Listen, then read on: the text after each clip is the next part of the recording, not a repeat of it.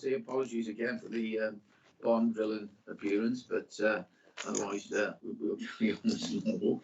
I do assure you, my wife hasn't hit me. She probably often feels like hitting me, but that's not the issue. Okay.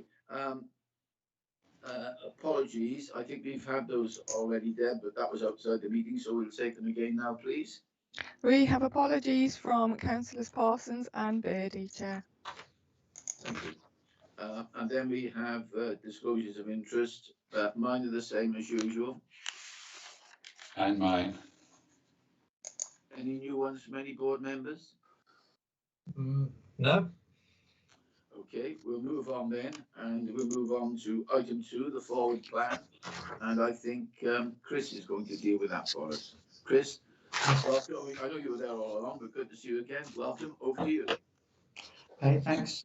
So this is the forward plan. This is the rolling 1-year plan of agenda items for the local pension board.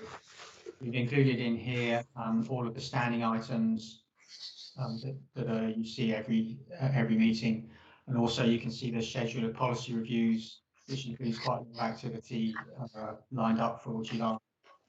We've also added in the training plan at the bottom of the plan, so you can see how training kind of aligns with what's going on. One thing that we're going to add into that training plan, which you can't see in this report, is some training on cybersecurity to do in the run up to the February local pension board meeting. So maybe in January 2022 we'll run some training around cybersecurity. The training plan has regard to the feedback from the National Knowledge Assessment review that we did. So I think 4 out of 7 of the local pension board and a significant proportion of the investor subcommittee did the National Knowledge Assessment, and the kind of action plan and feedback we got from that informs what we've got on the list for training. That's everything I have to say by way of introduction. Happy to take any comments or questions. Okay, board members, comments, questions. Over to you.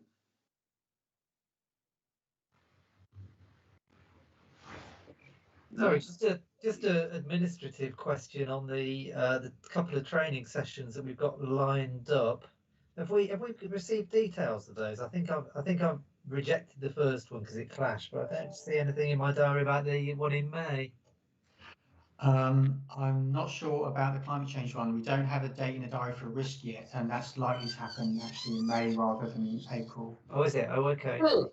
Hang on, I've received something about it. Yes, I have as well. May the 10th, there's a risk management training session, I hope, in your diaries. Yeah, I've had that. And the investment beliefs one, we're yet to find a diary date that works for the speakers. So we'll do that and send through the invitation as soon as we can. Okay, thank you, Victoria. I think putting the training on the forward plan is a very good idea. So you know, that's helpful. Otherwise, I think it's much as expected. Any other questions or comments? If not, we'll move on to item 3, business plan, and that's going to be Victoria, I think. Thank you, Chair. So each year the pension fund creates a business plan, and the attachment that you have here is the plan for 2021 to 2022, that financial year. There have been a few, there's also an attachment for the investment strategy statement, which is one of the fund's policy documents. If we go for the business plan first, this sets out how we see the fund developing over the coming year.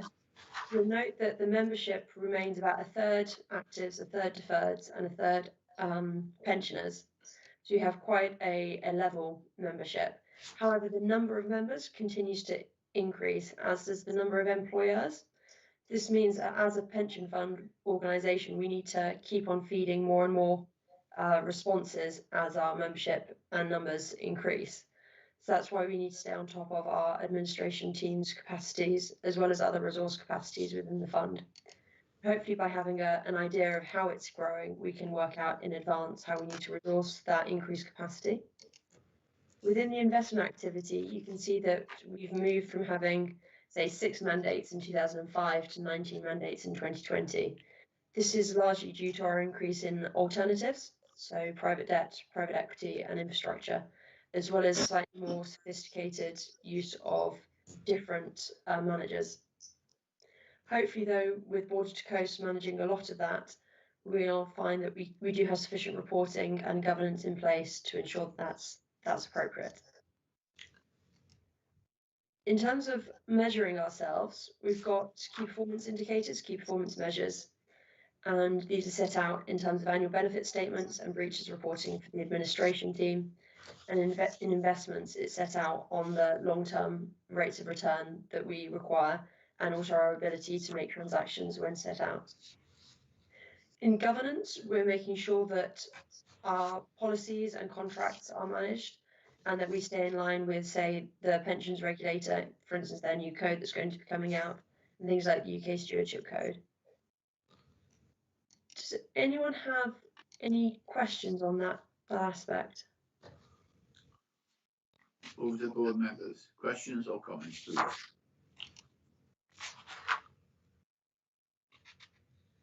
No? And then the second attachment is the investment strategy statement.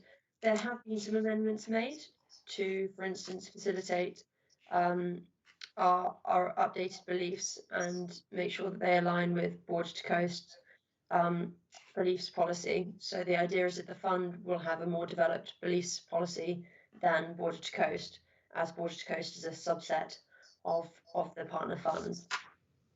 A line in there that's of note is bringing out the ability to see if their investment beliefs and required returns do allow for different types of investments, for instance, local impact investments or environmental, social and governance or climate risk-based investments. Then there's the capacity to do that if it is deemed appropriate. Does anyone have any questions on those aspects? Or comments? Or questions? Yeah, or comments. Just seeing shaking heads. I've got one question and one comment. Going back to the first of the two reports, Victoria, Borders to Coast, approximately, I think you said quite a bit is with them. Approximately how much is with them now of the total fund? About 2/3. About 2/3. Okay. Sorry. And then a comment which probably reflects my age, so you have to apologise. This is a slightly light-hearted comment. And please believe me, it's a comment, not a criticism. But going back to page 19, where we've gone from 6 mandates to 19 mandates, over the years I've experienced some cases where, for many years, there's one fund, I won't identify them, I'll narrow it down, it's in Wales, which has always had lots of fun, lots of managers. And I think it's working quite well now, but went through sort of various sticky patches. But one of the very, very good funds nationally has been the Greater Manchester Pension Fund, which has had very few managers over the years. I'm not up to date with it now, but for years, in fact, the Phillips and Drew that became UBS went through a very sticky patch, and virtually everybody left them except Greater Manchester. They stuck with them, and long run, it worked out. So having lots more, I'm not criticising it, but it isn't a guarantee of success. You know, and I think because obviously there's more complication, there's more to monitor, there may or may not be more management costs. So I think it's something, it's not for us to interfere at all in these sort of decisions, but I think it's something to be watched with interest, that's all. And as I say, I repeat my opening comment, this is not a criticism at all. And in fact, it is very, very much in line with what many others are doing, you know. But and some fashions work and stay with us, and other fashions are short-lived. So hopefully this one will work and stay with us. Certainly in terms of... Mr. Could I just make a comment? I just wonder how much that's got to do with the Border to Coast really sort of starting up and absorbing everybody else and before they can then filter them off. So we do have several mandates with Border to Coast. We have the 3 alternatives mandates. We also have a UK equity alpha, a global equity alpha, and investment grade credit. So we have six of those mandates are with Border to Coast, and those are mandates that transferred from other managers elsewhere. So we have actually simplified the number of managers that we have in that respect. But equally, our long-term alternatives mandates with, say, Partners, Alcentra, Standard Life Aberdeen, and SL Capital. SL Capital is the Standard Life one. They all stay in place until the 7 to 10 years of that fund life is a closed fund expires. So that's why for the next 10 years, while we still have alternative mandates with managers other than Border to Coast, there is an overlap of that type of investment portfolio with more than one manager. And LGIM still look after several of they look after our passive equities. And because of the regional splits, that means that they actually look after about 7 mandates for us. If that helps to answer where the mandates are. Thank you, Victoria. Any other comments or questions? Okay, Yeah. well, thank you, Victoria. That was very clear. And very good report. Sorry, Keith. I was trying to raise my hand then, but it. Oh, sorry. It's okay. I was trying to raise my hand, but for whatever reason, there seemed to be a delay on the computer there. So. By the way, I don't know if you have other board members, but I can only see Keith, Mike, and Alan at the moment. Has Sean joined us or no? No. Okay. Thank you. Anyway, bit of a sort of general question, or probably probably could be picked up anywhere on this agenda. In terms of the ESG policy, noting that a lot of the major employers in particular have declared climate emergency, I just wonder, how involved, or what do we do as a pension body in terms of trying to involve and manage the expectations of all of these employers in terms of where we go? Because obviously, if the employers had their way, we'd be withdrawing funds out of anything sort of remotely connected with fossil fuels or anything else. And it's just, how are we sort of liaising and working to manage the expectations of the employers there? This is a very good question, and there are several things that we're doing about it. Chris, I don't know if your raised hand is something. Oh no, there's something else, Victoria. You carry on. I'll come out. So there are two main activities we're taking at the moment. One is this investment beliefs training, where we're hoping to form the pension fund's investment beliefs with regards to climate risk, environmental risk, social risk, governance risk, and see if there is appetite to progress from where we are at the moment, which is engaging with our companies where we're in their debt portfolio or in their equity portfolio, and also our voting activities. So at the moment, both LGIM and Border to Coast vote the shares on behalf of our fund in line with their policies. And we see voting records for both of them are represented to the investment subcommittee.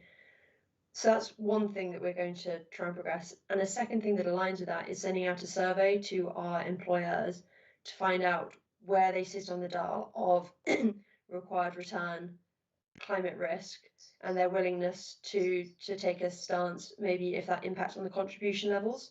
So the thing that we have to remember is our fiduciary duty is to pay pensioners on time and in full with minimal impact on the contribution levels, because at the moment some employers are paying secondary deficit contributions. So that means we aren't actually in surplus as a fund. So working out what the appropriate risk return metric is, bearing in mind that the academic research suggests at present you can get improved returns from having ESG tilts, and that there may be no downside to taking some tilts, but there's still evidence to be accumulated because data doesn't exist on the actual carbon outputs of many companies. As you can imagine, it's quite a difficult thing to try and assess how much carbon a company actually produces. Does that help? That does. That's interesting. So I'm sure, obviously, as you say, sort of working with the employers and trying to manage their expectations, I think, and I suppose giving them an opportunity to feed into it, I'm sure will be welcomed there. But Is there a sort of timescale for when that survey will be? Is there? Yeah, it should be out before the end of April. So the Oh, idea is to okay. have Very the imminent, feedback okay. to feed into the investment beliefs training session in May. Okay, and that as well. Okay, no, thank you. No, thanks very much, Victoria. That's helpful. Pleasure. Anybody else have any comments or questions? Just a couple of comments, Keith. On the business plan, just to highlight, there's a single action plan now, and we'll bring that back to the local pension board quarterly to monitor against. So everything is chopped into that one place to keep it simple.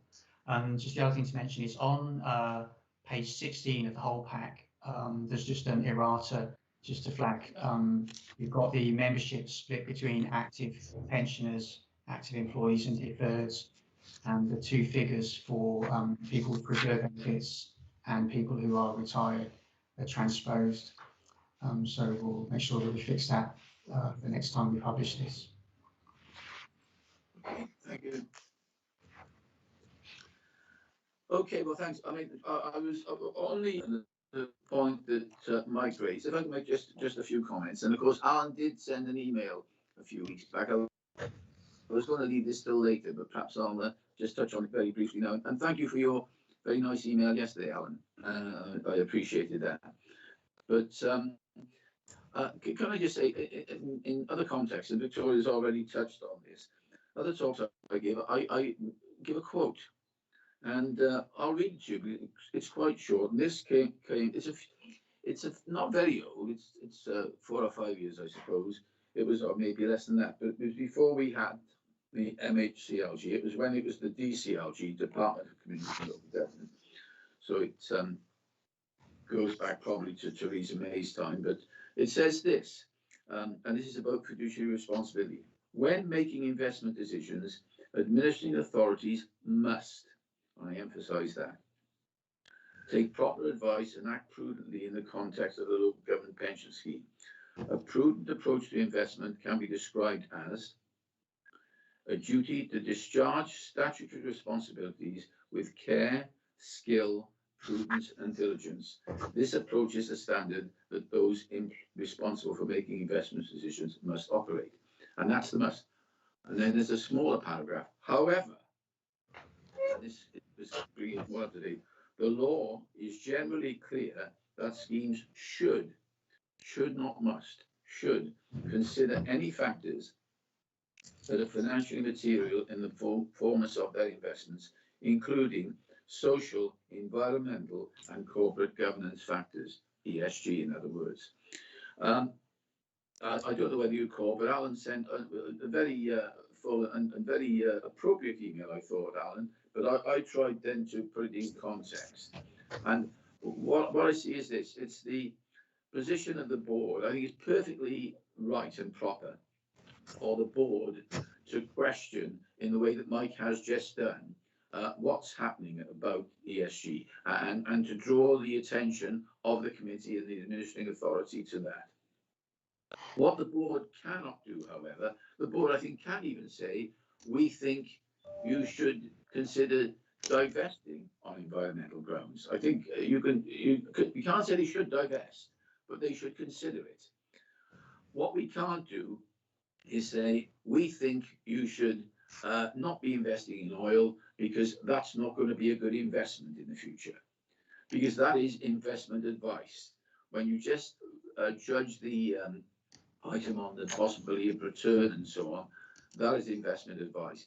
And first of all, that's not within our remit. But secondly, because as you probably know, I mean, we don't have Sean Smith now, he's the lawyer, not me.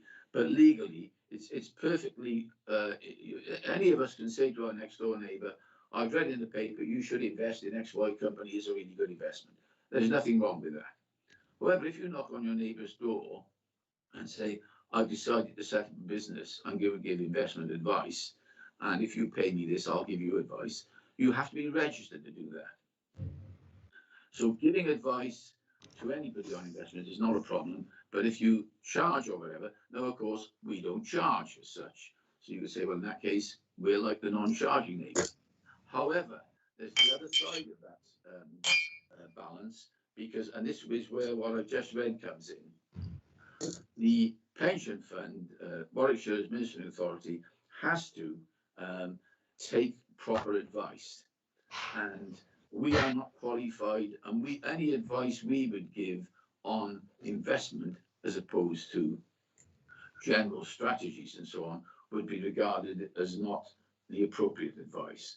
So then the committee is not authorised to take advice from us, and we're not. It's not within our remit to give it. Having said all that, even in the few years since what I've just read was written, things have changed quite dramatically, and Mike's referred to that with authorities, announcing an emergency and so on. So I think it's perfectly proper for us to keep asking what's happening about that, but from the environmental point of view, not from the investment return point of view. So I hope if anybody wants to question me or challenge me on that, please feel free. Keith, I just have a couple of comments on those things. One is later on in the agenda, we'll be looking at the Scheme Advisory Board good governance developments. And one of those is to do with the representation of employers and members on the actual pension investment committees. And so this is something that we'll be looking at and considering, because at the moment, like a number of committees, our investment committee is kind of councillor populated. There's examples of other committees that do currently have representation directly, to do with members and employers. So we're likely to be heading in that direction and changing the representation or expanding it a bit at some point in the future. The only other comments I'd make about climate change and carbon is hopefully one of the things we'll be able to do is look for congruence in the objectives of the fund and everyone's wish to prevent climate change. And there is the potential for win-win. There are some investment decisions where you can improve the risk profile in terms of the fund and assist on climate change at the same time. The two aren't always at odds necessarily. So that's another thing that we'll be looking for. Okay, thank you, Chris. Okay, anybody have any questions at all of Victoria, Chris, or indeed myself? If not, we move on. But if you have any, now's your chance. Okay, well, thank you, Mike. I think that was very helpful to that. We'll move on now to item 4, allied risk, and I think that's going to be Chris again. Yes, so this is an update of the risk register and the approach to risk for the fund. We've reviewed things fundamentally and taken advantage of some of the assistance and advice that the county council has had reviewing its risk management framework fundamentally. We now have, as I mentioned, a single action plan, which is located in the business plan that you've just seen. So what we've done with the risk register is make sure that everywhere where we've got a bullet point about a risk action, that's actually housed somewhere within that business plan and action plan. So rather than having lots of different plans, if you go back to last year, we had the risk action plan, the business action plan, the COVID action plan, and so on, governance improvement action plan. We snapped it all down to one kind of location so that it's easier to kind of keep an eye on. This is intended to be a strategic approach to risk. We don't have any other kind of lower level risk registers than this. So if, for example, you thought about a county council, we've got a corporate risk register, and then you'd have them at the level of each service. So you'd have that kind of that depth. At the moment with the pension fund, we've just got it at this level. We might consider doing more detailed risk registers, but the fund's not as big or complicated as something like the county council. So at the moment we don't do that. The classifications of risks we've made a bit more granular. So there's 5 categories of likelihood and impact, whereas before there were 4. The reason for going to 5 is just to have a bit more scope for the scores to actually move. We found last year that sometimes we'd implement an action or something would happen and the risk would change, but the score wouldn't change because you've only got 4 categories and it's relatively agricultural. So we've got a bit more scope for the scores to actually move and show what's actually happening. We're also weighting impact more highly than before. So when we score stuff, it's not just likelihood multiplied by impact. this likelihood multiplied by impact, and then you add on the impact score again. And the reason for this is if you've got a big complicated endeavour with lots of risks and you're long-term, your issues are long-term and you're in there for the long term, the likelihood of something happening over that period of time, is relatively high, and we've got to be prepared for impacts that are significant. It wouldn't be acceptable to get hit by a big impact and then say, sorry, we're not prepared for this because we didn't think it was likely. So we've weighted impact more highly. We've got approval from the investment subcommittee to develop a risk appetite for the fund as part of the risk conversations coming up in May.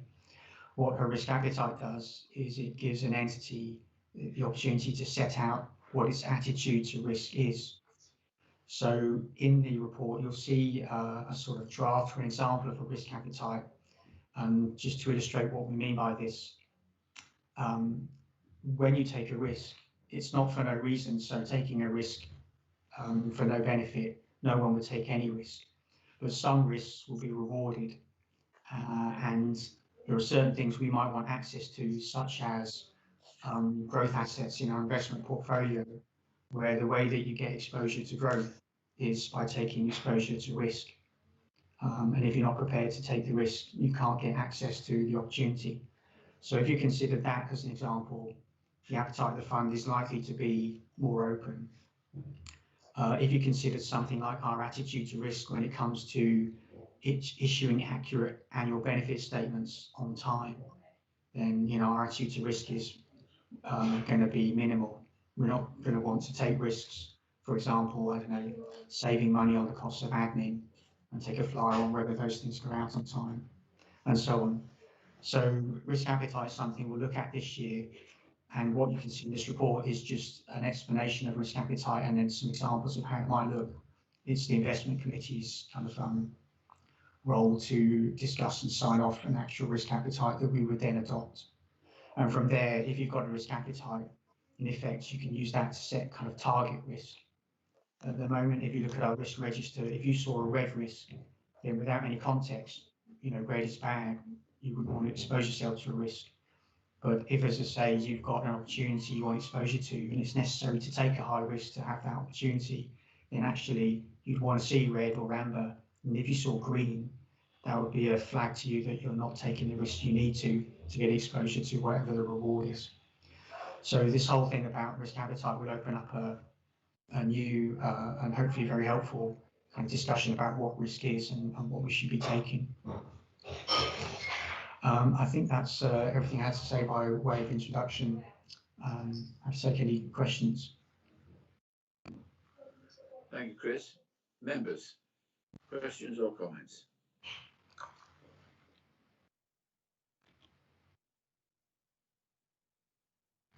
Silence seems to indicate consent. I've got a question, actually. Your hand is up. Sorry, Alan. Yeah. I've got gallery, so it didn't show up. I beg your pardon. Okay. That's all right. Alan, over to you. Risk number 2 about short-term assets. What's an asset? What are asset bubbles? And Victoria, correct me if I'm wrong, but asset bubbles are where you have an asset or a type of asset where the price of it inflates sort of extraordinarily. So I think this is, for example, if you look at the IT stock market bubble in the past, or housing market bubbles and that kind of a thing. Yes, that's right. So it's where you have valuations that exceed the underlying expected value of a particular product, and at some stage you get the kind of animal spirits of the stock market pushing it further and further up, and then eventually someone notices that maybe things aren't worth the value that they're being purchased at, and that's quite often, like Chris said, the tech market in 2000s and property market several times over, and then it comes crashing down again. So that's when the bubbles popped, so to speak. Started with the South Sea bubble, I think, which was even before my time. Or tulips. Indeed. Any other questions or comments? Well, one small thing. on risk 10, climate change, in the final column, it says review 2020 US stewardship code. Is that a typo? Yes, sorry, that should be UK stewardship code. I guessed it should. Well spotted. Alan. Also, actually, on the topic of climate change, one of the bits of feedback we had from the investment subcommittee was, oh, sorry, I'm getting mixed up here on climate change. If I go back a step, you'll notice there's a line about COVID, risk number 6, and we had some feedback from the committee that they'd like to see 2 lines about COVID, one to do with investments and one to do with other issues. So we'll update for that and for any other comments we get from here. Thank you. Okay. Anybody else? Any comments? Questions? Mike, are you looking or not? Yeah. No? Okay. Okay. I'm You're on fine. mute. Thank you. I think it's Right, good yeah. to see it all in one risk register now. It must make it a lot more manageable as well and stop the duplication, I'm sure. Yeah. I agree. I said as much to Chris when we spoke a day or two back. Yeah. And it's not too lengthy. I mean, I've seen registers before which go on and on and on, and they're just just too much information. I mean, they may be useful for the people who are actually doing the job day to day, but for boards or committees such as this, you can have too much information. You can have information overload. It has to be digestible, I think. And I think this probably gets it just about right, I think. Okay. Again, one last chance. If not, we'll be moving to item 5. Could I just ask? I mean, I don't need to have a whole session on this, but how is this register used on a daily or monthly basis? Because it may be quite short compared to what you have seen, Keith, but it's still complicated and long. Yeah, I agree. Yeah. So But what we may have I is, just say that's a very good Keith Francis question. Chris. so we have a group called the Pension Managers Coordination Group, and that's where colleagues, including myself and Victoria, Liz, Vicky Jenks and others, get together monthly, and we think about and talk about key pension fund business issues. One of the standing items on there is the risk register and also the business plan, action plan. So what we've got is a live copy of the risk register as an agenda item in there, and we can discuss anything that's changing. The key kind of so what question at the end of the day is making sure that we've got clocked any actions that we need to have regard to, and that those actions have got a home in the single action plan somewhere. And that's the bottom line, keeping sight of that and making sure that every action's got a home. So we look at it monthly, and we've got it kind of live linked to our agenda. Yeah. Very good. Okay, thank you. Thank you, Keith. Thank you, Chris. Anything else? Okay, I can't. If I miss the electronic hand, please wave at me because I've only got small. I'm on the iPad and the pictures aren't very big. Okay. In that case, thank you, Chris. And we'll move on, and we now go on to Vicky. I think item 5: pensions, admin, and performance. Vicky, Yes. thank you. Thank you, Chair. So the Pensions Administration Activity and Performance Update has just listed through the work that we've been doing over the last few months. A lot of this is the business as usual information that you see, so the KPI indicators and the workloads, but also gives you information about other projects that we've got going on. So the iConnect project is still continuing. We've just finished phase 3, so we've got all phase 3 employers on iConnect. And we're working through phase 4 now, getting the test data in from our last group of employers, and that hopefully will be completed by June. We do have one issue with an employer who is not submitting data back to us, and we have escalated that to Andy Felton, who is dealing with the chief contact at that employer. So we're hoping that we can get them on board and sorted out for the end of June. As Chris said, obviously the governance action plan has been consolidated and now becomes business as usual. The one outstanding item on there is the iConnect project, which should be completed, as I said, the end of June. We've got several projects that have kicked off for the beginning of the year. So pensions increase, so all pensions in payment are increased in April. And so we're working through that to make sure that everyone's payroll record gets that pensions increase applied. We're also still working on the guaranteed minimum pensions reconciliation work. That is taking a bit longer than we expected. But what we're doing is also doing a reconciliation between all systems. So we've got the administration system and the payroll system, which we're checking to make sure that this guaranteed minimum pension information is on and is correct. Workloads, as you can see, we did see a big influx of tasks created via the iConnect uploads for the WCC payrolls. That was expected. This is the type of work that we would normally see, that the team normally receive when we do year-end processing. So last year we saw this big influx in June. We wouldn't expect to see this going forward, to see this again, because we're posting data on a monthly basis, and so the work should flatten out rather than create a big peak at year end again. So the teams are working really well through that. It was expected. It has sort of impacted on some of the key performance indicator tasks that we do, and there's some explanation in the report just to explain that. But we have obviously improved that on the KPIs, that we've got 9 out of the 14 where we're achieving consistently the 95% benchmark.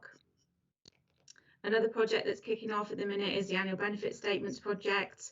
Again, because we've moved to iConnect and a lot of our employers are already posting year-end information to us, that will help with the ABS project. It will mean that we won't have lots of queries to work through in the next few months, April to June, where we normally get that big influx of work. Those issues will have already been dealt with, so it will quicken that process for the annual benefit statements and help to ensure those go out by the deadline of the 31st of August. Another thing to note, which is going to impact on the admin team, is obviously the pension schemes bill that's been passed. There's quite a few bits of legislation that have gone through that will impact, and that's one of those being the pensions dashboard. So work is picking up on the pensions dashboard, where we will need to be able to feed data into a dashboard so that members can access information of all their pension pots from one place. There's also lots of legislation about transfers, leaving public sector schemes, ensuring that they're going to viable pension arrangements.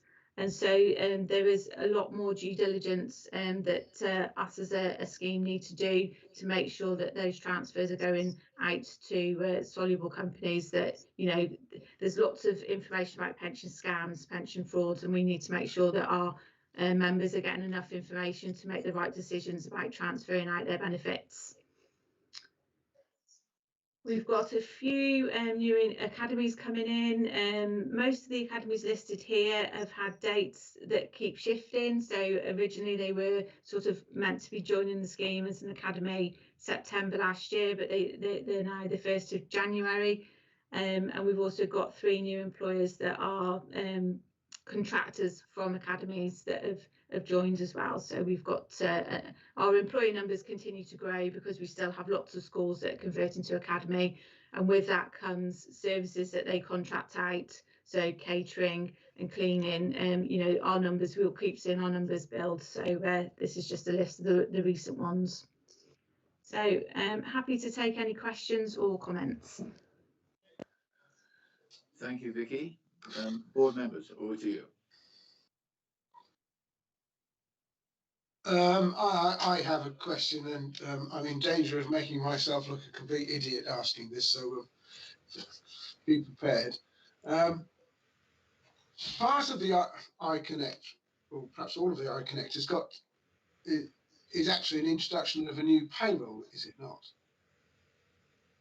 No, it's not a new payroll. No, it's existing payrolls using a portal to upload data into that then transfers directly into the pension system. Yeah, and that's how the report reads. So I thought there was a new payroll coming in, or am I completely off screen here? There's not a new payroll coming in. We do have different payroll providers uploading information to us. No, that's fine. I understand that, but I was specific. Oh, if that's the if what you're saying is right, then I don't have a question. Okay. Anybody else? Yeah, can I just come in, please? Just I was interested in the, well, I'm sure a lot of us have been interested in following the exit payments. Yes. Fiasco, basically, isn't it? Been probably, and so, and the grief that that's obviously causing. Just well, firstly, sort of interested if there's many sort of cases that you're having to deal with as a result of this. And I've just wondered if anybody can say a few more words about the paras 11.5 and 11.6 about these different actuarial strain assumptions, the difference between GAD and the fund actuary, please. Yeah. So for the funds, you know, obviously we administer the scheme for lots of different employers, and we were lucky enough not to have any cases where the cap was exceeded, so we haven't had to go back and readjust any benefits that have been in payment. So thankfully there hasn't been additional work created by the fact that these were revoked. Obviously what we need to keep an eye on is going forward what's going to happen, and making sure that employers are kept in the loop of, you know, what are the considerations that they need to take if they're asking for figures for people that are going to be leaving in the future. So, you know, there's still going to be something coming in, so we need to make sure that information we give is caveated to account for that. For the strain cost factors, there's two sets of factors that came into play for exit cap. So the funds, so Warwickshire fund have strain cost factors supplied to them by their actuary, Hymans, and they will be based on the fund for Warwickshire. So, you know, depending on how risk averse they are or what considerations they take to come up with these factors, they can be, you know, it can mean that it can cost employers more money for members to leave our scheme because of the different factors that Hymans take into account when creating those strain costs. So the GAD factors are kind of create a level playing field for all funds to use, so that it makes the cost of members leaving equal across all funds, because at the minute all pension funds use their own factors based on what their actuary supply. So GAD have come up with this level playing field set of factors which all funds would use, so it makes it fairer for the members and fairer for employers when it's looking at these exit cap costs. So, you know, when you've got a 95k cap, if our strain costs from our actuary are more expensive, they can hit that cap quicker than they might do somewhere else. So that's why they've been introduced. Obviously, what happens is when we go through evaluation, the difference in those costs are picked up. So, you know, it will be assessed against each employer, and that might result in a difference in their employer contribution rates and deficits and things like that. So that's why there's a difference. So that's why GAD have tried to implement these sort of fairer set of factors for strain. No, okay, thank you. That's been useful. Thank you for the update, Vicky. Okay. Keith Francis. No, that's a leftover from before. That's a Sorry. historic count. That's a historic count. I do apologise. Okay. Anybody else? Okay. I don't know. I mean, you made very fleeting reference to the dashboard. Yes. I mean, is everybody? We don't want to go into any detail now, but would anybody feel they would benefit from no more than 2 minutes from Victoria explaining what the dashboard is, or do you all know what the dashboard is? Would anybody just wave if you'd like to have those 2 minutes? But if you know all about it, okay. Keith is waving. Dashboard. Thank you, Keith. Okay, 2 minutes on the dashboard. No more than 2 minutes, Vicky, please. Okay, so there is a national programme to create a pensions dashboard where every member who has a pension fund held with any provider would be able to log into a portal and be able to see all of their pension benefits and all their information about their pensions in one place. So obviously, you know, you're talking about hundreds of providers for pensions, lots of different portals and identification processes and things like that that have got to be implemented. The timescales for us to go on board with this is 2023. So that sounds like it's a long way away, but it's not actually. So there's lots of information being gathered at the minute, and lots of templates about how our data is held in our system and how it would transfer or become accessible via this portal for this dashboard. So we would hope that our software provider, Hayward, are going to implement the facility of creating this dashboard with the tools that we need to be able to connect to it. What we've got to make sure is that our data is in the correct format and held in the right way so that it can transfer across quite easily. And also that when our members are accessing that data, that there's the right securities in place, the right verifications to make sure that, you know, only that member whose data we hold can access it. So there's lots of sort of IT securities and things like that that we've got to get our head around and make sure that our IT are involved. So it's just at the minute we're in the stages of getting everything set up to see what the sort of structure is that we need IT wise, and that obviously the data that we hold is right and will be accessible to the right people. Yeah, thank you. Yeah, I mean, as I understand it, correct me if I'm wrong, Vicky, because I may well be, because I'm not expert on this, but I am just aware of it. But I mean, it's a brilliant idea, but the practical implementation is an enormous task. Yeah. But it's a brilliant, because the idea is, I mean, people who perhaps are in employment in their 20s, where they have a private sector pension or, you know, a pension scheme, and they almost forget all about it. But then, as they go through life, they will log in and they will see whatever they've paid in. So the idea is it will pick up your whole sort of pension entitlement. And am I also right in it will include the state pension benefits that do you know about that? Am I right on that as well? Yes, it should hold all information about any pension arrangement that you have set up. So yes, it should include that as well. So it's a brilliant idea, you know, so people, once it's up and running properly and smoothly, people will be able to go onto this portal and see exactly what their pension entitlements are in full, from wherever they paid them, whatever pension they've had, potentially. So it's a great idea, but like lots of good ideas, it's because I think there have been delays over the years. They've been postponed. Right. Yeah. Sounds like nice work to me. Yeah.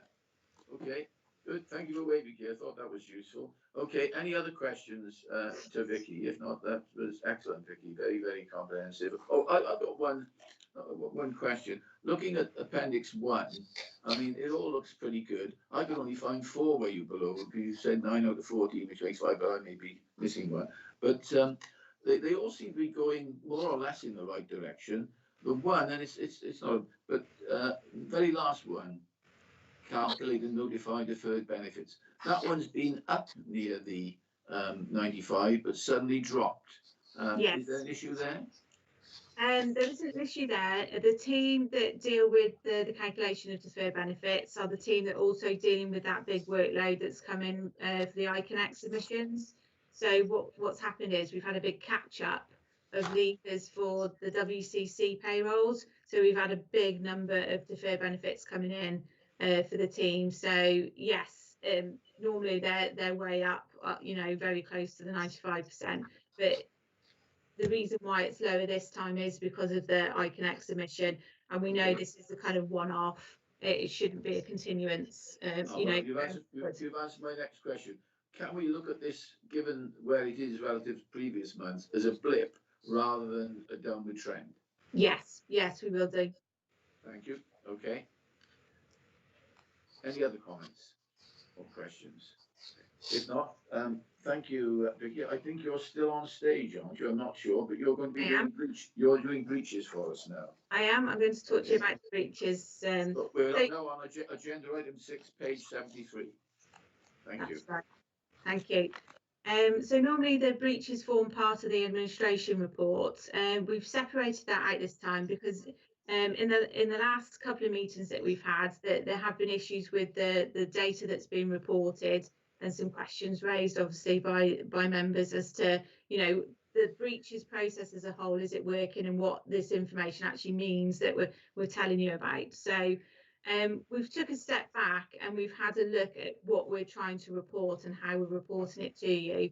And what we've tried to do is simplify it, because it's quite convoluted with the stages of trying to assess a breach and then the continuing analysis of month on month what's going on, to give you information that's meaningful. So what we've done is the process at the minute, if we look at it, is that breaches are recorded. An amber breach is recorded if an employer doesn't post information to us or pay contributions within a certain time frame. And what we're looking at is, we had, for amber breaches, we had sort of 3 different timescales of being an amber. So for me, a breach, if something is late, it's a breach. That's it. You know, we can't be looking at lots of different timescales, because each time we do that, each month we're having to look back at what's happened the month before. So it creates quite a lot of work for the team to, you know, do that analysis every month. So we've took it back and we've tried to simplify the breaches reporting, and we've set it all out in this report just to explain what is a breach, how we're reporting it, the escalation process as well, looking at that escalation process, because I think what we've been guilty of in the past is allowing employers to kind of, you know, we'll chase them up, they've not come back to us, we've chased them up. You know, we've got into a vicious circle of allowing too much time for employers to get information to us. So we're setting timescales now where if something is not received and they've not replied, we will escalate quicker, and that should keep on top of breaches. You know, we shouldn't have a year of breaches where no action, you know, we've took action and nothing's happened by the employer. You know, on a quarterly basis, if we've identified breaches, by the next quarter they should have been dealt with and gone, and we're starting afresh. So that's what we're trying to get to with the breaches, the policy and the reporting. So Alan, I know you've had a lot of questions about breaches, and I just wanted to kind of ask you if you feel that what we're trying to do is making it easier for you to understand where we're at with breaches and what we're trying to do. Yes, I think it does. I like the idea of it being simpler. I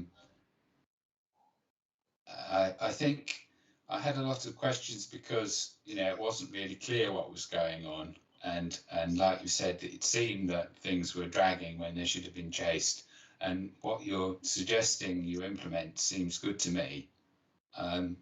My hesitation in your suggestions was about what's publicly available. Right, okay, yeah, that's fine. I mean, I think on that score that it's good for transparency, that it's not anonymous. I mean, that yeah. I mean, the idea of making it an anonymous summary, I didn't really like.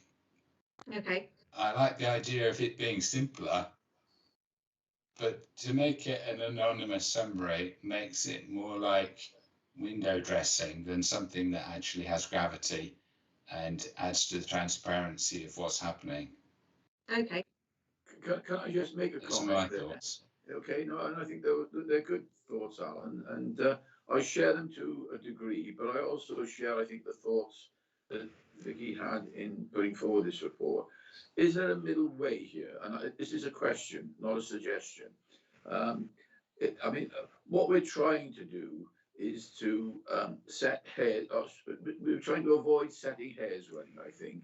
And if you just list what's looked like, you know, a guilt list or whatever, then there are some risks in that. Is there a middle way whereby you could have a list such as you have, and this may not satisfy you, Alan, so please say if it doesn't, but where you could have it anonymized at the outset, but if it gets to a higher level, then the people are identified. Now, is there, I mean, that's just a thought that crosses my mind. I mean, it may be as Keith said earlier, Keith's a no for doing it, it may be a daft thought, you know, but that's just a thought that I have, that is there some sort of midway there? Or not really, or would that not work? Is it got to be one or the other? Has it got to be Alan's way of transparency or the anonymous way? In which case, we'll ask the board for their views as to which of those they favour and pass those views on to the committee. But you know, back to you, Vicky.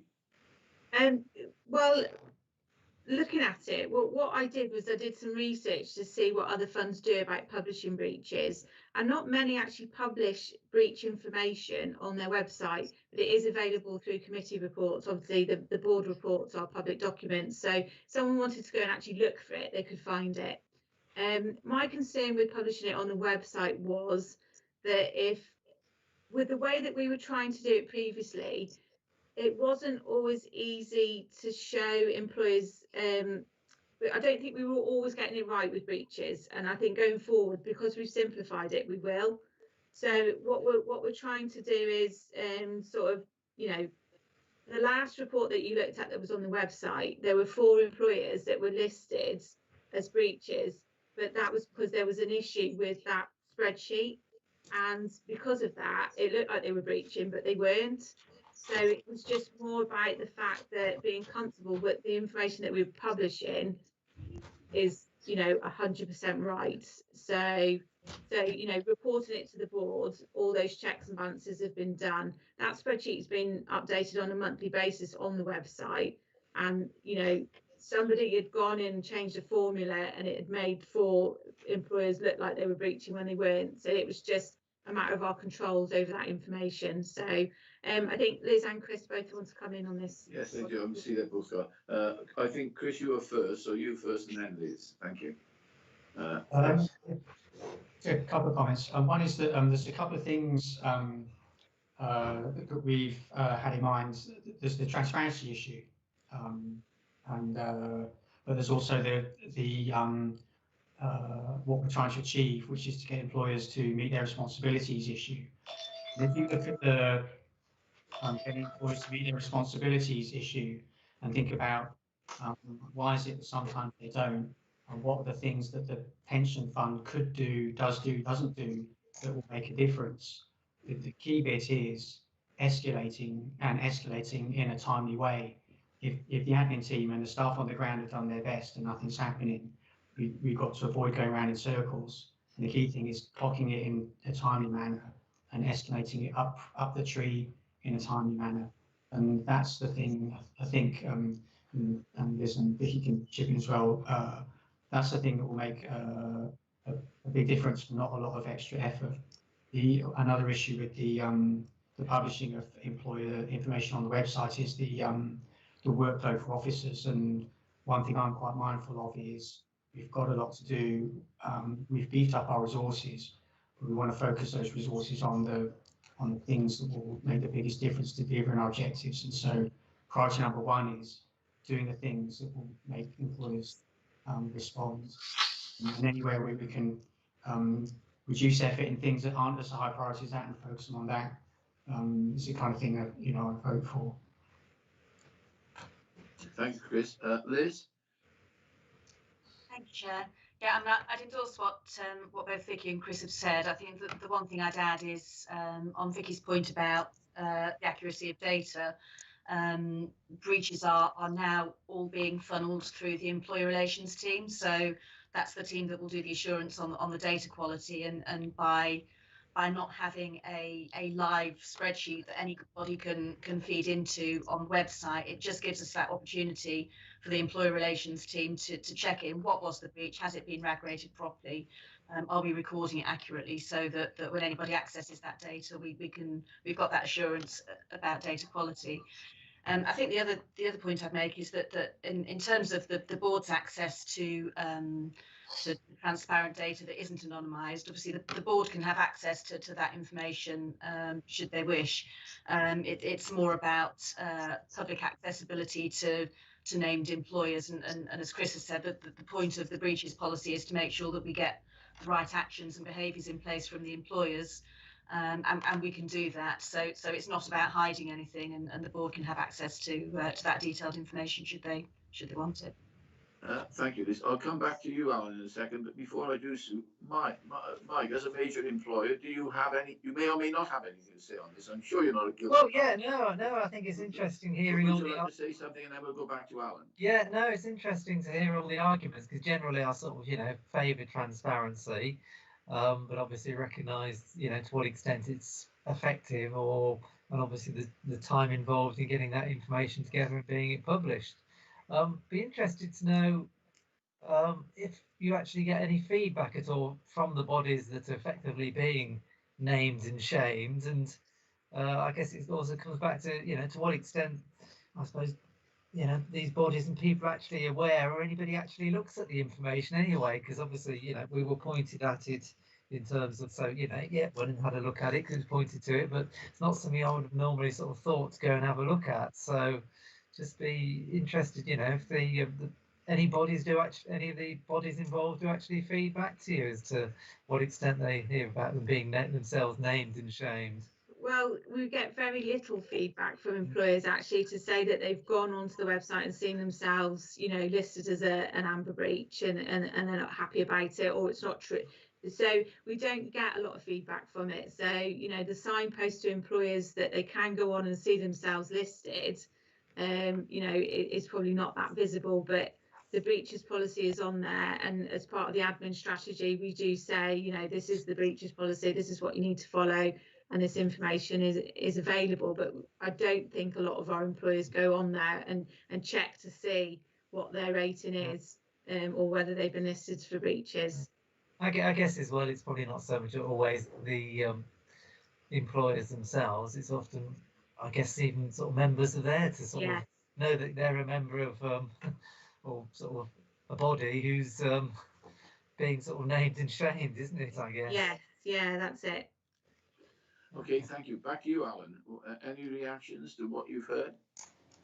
I thought that all three of you, Vicky, Chris and Liz, you've all had worthwhile points there. And it's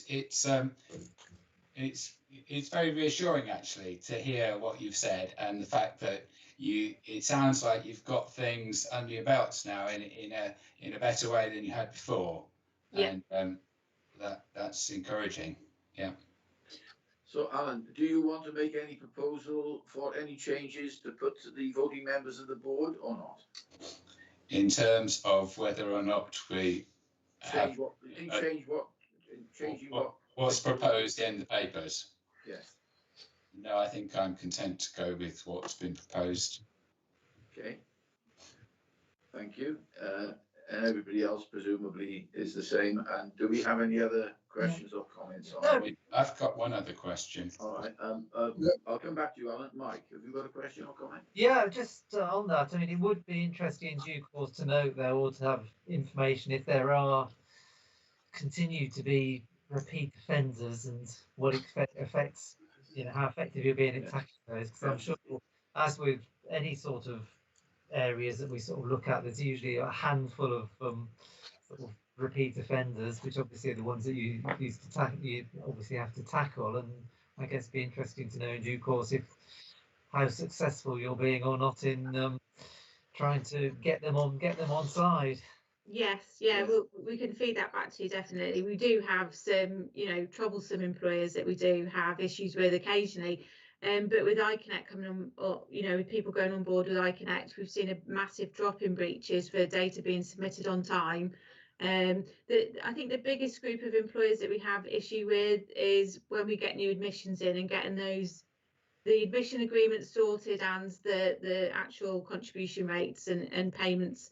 That's one of the key issues that we're trying to deal with at the minute. So those are the employers the newer ones coming on board, just getting those to submit information and get them on the right track can create the biggest workload at the minute with breaches. But yes, we will definitely be reporting back any consistent breaches in the next report. Yeah, well, thank you, Mike. I mean, you've captured far more eloquently the concept of what I was trying to find, say earlier. When we have something that's becoming an issue, then perhaps there's less grounds for keeping confidentiality. Back to you, Alan. Yeah, picking up briefly then on what Mike said and what Liz said, I think it would be nice for us as a board to have access to the log. I think that was one of the things that appealed to me about having the information on the website, was it was one of the few ways in which myself as a board member could actually get a little window into what was happening behind the scenes, so to speak. I mean, it was a glimpse of the kind of work that you were facing, as it were. But going on to my question, the other thing that I raised at the last meeting was concerning one entry in the breaches log, which I didn't understand. I've got a note of it here somewhere. It was the one about outstanding payments and the wrong base rate factor. Incorrect base rate factors mean late payment interest was underpaid since base rate changed in February, in 2nd of August 2018. So what was all that about? So that was basically the fund reporting itself for something that it hadn't done correctly. So a base rate factor had been updated in the system for one of the calculations that we use, where if interest is applied for late payment, it wouldn't have calculated the right amount of interest. So there's very few payments where we pay interest, and all this has happened before I joined, but apparently investigations had been done, and it had been picked up, any payments that weren't paid correctly had been rectified. So it was just, that is part of our administration process of making sure that all the right factors and all the right tables are updated within that administration system to make sure that calculations are done correctly. So and it's so that was us reporting ourselves for not doing something. But it's something that that's resolved now then? Yes, it is. It is resolved. Yeah, okay, that's clear. Thank you very much, Vicky. Okay. Thank you, Vicky. Okay, well, that's been a very, quite good discussion, thorough discussion, excellent report, and well presented, Vicky. Thank you. Any other comments or questions before we move on? Yes. It's a bit after the event to an extent, but I thought I was very interested in that because I was interested in what Mike was saying in particular, that if I assume that he's typical, and I've no reason to believe he isn't, if people, the employers aren't looking at this, then there's very little point in as we said, putting names against them and exposing them, if you like, because if no one's looking at it, it doesn't make any difference. So in that case, in that sense, I can't really see any point in trying to do that, which is what we've already said. On the other hand, it is very much, it seems to me, our role to try to support officers in reducing and eliminating breaches.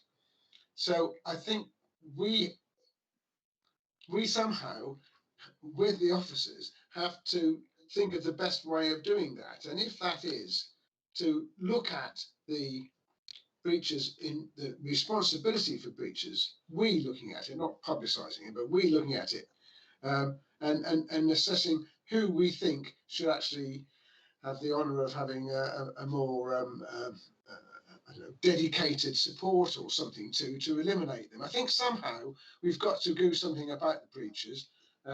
I note they are decreasing. I wonder whether that's a little bit to do with respect, but a little bit to do with the timescale that's chosen, because going from April, when I assume it's the biggest, to January, which I wonder if it's getting the smallest. I wonder if it's just going to increase again in April. So I just think that we should keep a very close eye on this and support officers and somehow know who actually is responsible for these breaches and actually getting back to them and trying to help them to eliminate. So no point in naming and shaming because no one's going to see it to be shamed by.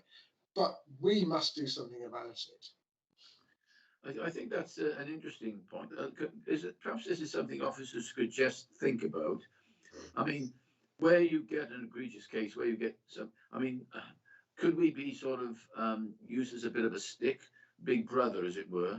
This has been reported to the board, and the board has, you know, expressed concern. Blah. I mean, I haven't thought through how it would work, but I'm trying to capture what I think is a very good idea from. I mean, our role, as he's rightly said, is to assist.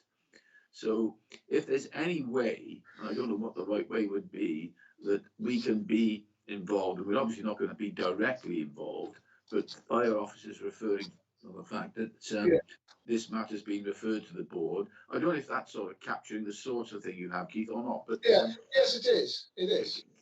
Can you just think about that? That if there are cases which are really causing concern and you don't feel you're making as much progress as you reasonably should, then if there's any way, and I don't want to prescribe it now, but if there's any way in which we can be, quotes, involved, then I think that would be us fulfilling our role. Yeah. Could I just come in there, please, Chair? Yes, of course, Liz, yeah. There's a couple of things. The first thing is that on the back of this proposed new arrangement, Vicky's been producing a procedure note for the team as to how they operate when it comes to recording and reporting breaches. And as part of that, has put together some standard wording to go out to employers who have breached, and particularly where those are looking to be escalated. And that the wording for that note does refer to the fact that issues will be escalated both to the local pensions board and to Staff and Pensions Committee. Oh, right. So that will be included in the standard wording. And the other thing is that in future reports on breaches, what we can do is include the summary as we're proposing, but also include a list of those employers where they have been recorded as amber breaches, and we can report what actions we're taking to address those issues and at what point we will need to escalate further or report to pensions regulator. So if that would help, we can make sure that those problem employers, as it were, are highlighted in reports to the local pensions board, and we can seek your views on any other actions you think we need to be taking to address them. Well, it's for you to decide, I think, what you think would help. But you know, we can you know, look at this going forward. Mike, is your hand up? Yeah, just one further point which hasn't been mentioned, so I'm assuming it's not much of an issue, is often the argument goes for publishing data such as this routinely is to preempt any of the FOI requests that come through. So the fact that nobody has mentioned FOIs, I'm assuming they're not the subject of FOIs and great general interest to the public or press out there in that regard. No, we don't get a lot of freedom of information requests with regard to breaches. Okay, right. Okay, so there's not that case for that argument for publishing it. Thank you. Okay, thank you. Well, if we've given this a very good airing, unless anybody now has pressing points, I'm inclined to move to the next item. But if somebody does have something that's really on their minds, now's your chance before we move on. Okay, we'll move on. Thank you very much, Vicky. I think it's now Neil who's going to bring us up to date with regulatory issues. Yeah, good morning, Chair. Morning, everyone. Neil, morning. Hope you're all well. This report is just the usual regulatory update. Importantly, the UK Pensions Act received royal assent in February, and there's quite a wide-ranging number of things in there, but there's very few that apply to the LGPS. I've listed there those ones that are relevant. Vicky's already talked about pensions dashboards and the limiting of transfer rights. We've also got in there the climate change governance. What's happening there is DWP are issuing regulations, and CLG will be expected to issue regulations about this later in the year for consultation. One significant change that's also there is in the increase in the minimum pension age, and this I'd suggest wasn't unexpected.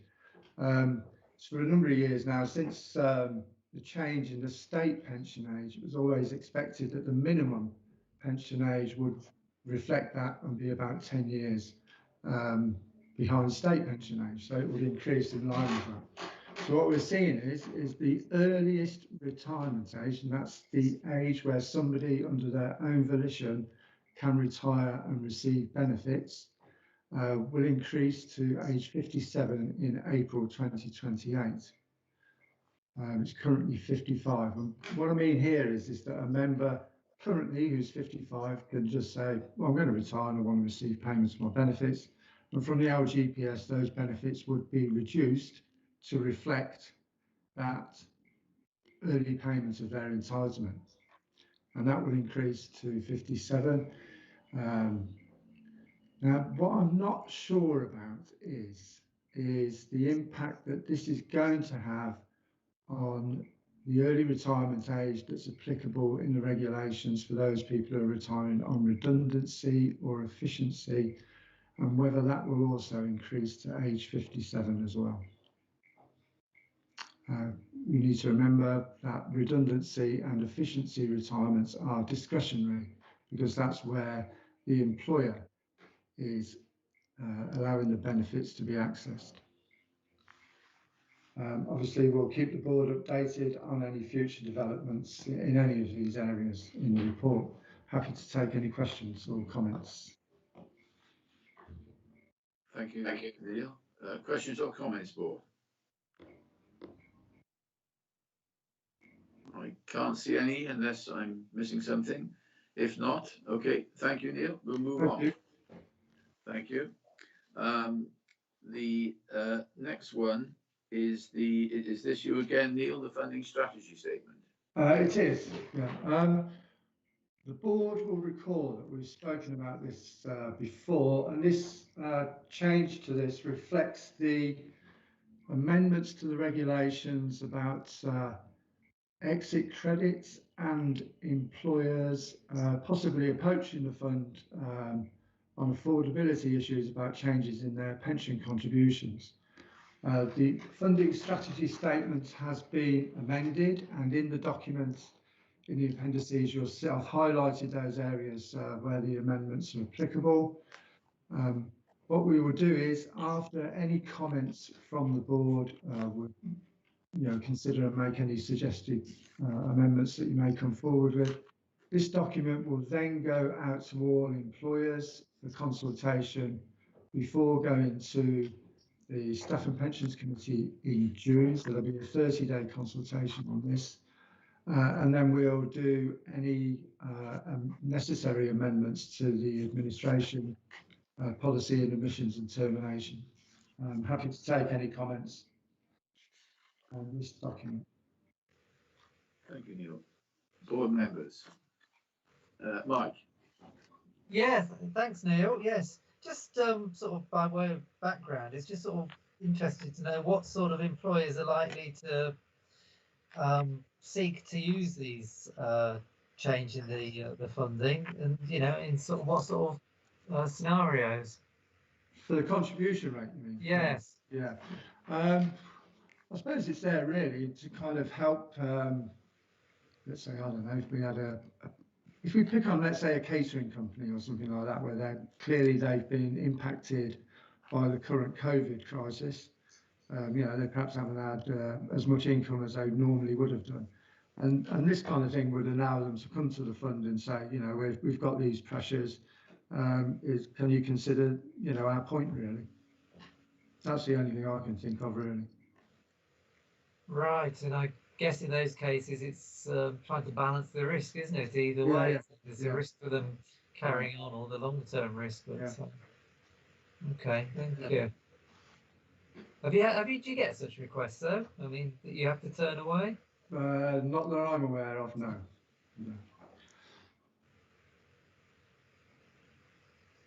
Anything else? Alan? I've got a couple of very small comments.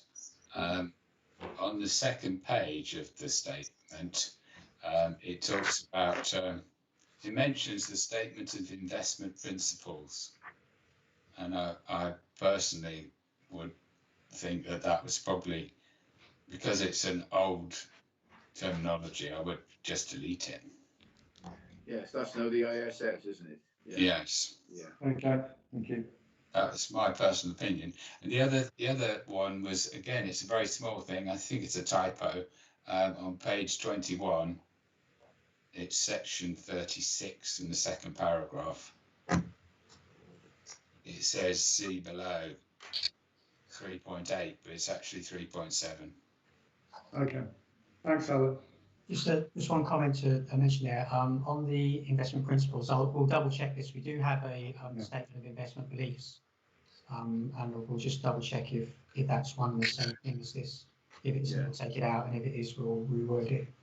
Right. Yeah, well, certainly, it's a bit, just on a matter of detail, but SIP statements, they were replaced by ISSs, and I think that's the point that Alan's making, isn't it? Really? Yeah.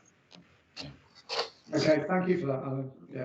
I mean, the thing I'm always interested in these things is the actual maximum time horizon, which is shown on page 101 of the main list, and I see it's 19 years. I mean, I recall a few years back, some funds were at 25 years. I think one or two even went up to 30 years, which was the sort of time that people were looking at in order to get back to 100% solvency. So 19 years, it doesn't cause me any concern at all. Where are we now with the funding level? What's the latest figure we have? I don't know if that's Victoria or Chris or who or whether it's you, Neil. What's the latest figure we have? I think Victoria, For the funders, I don't know offhand, I'm afraid. Sorry? So the funding level at the moment is 91%, and the total fund value is 2.5 billion. And how recent is that 91%, Victoria? That's 31st of December. Right. Okay. Well, that's fairly recent. Okay. Good.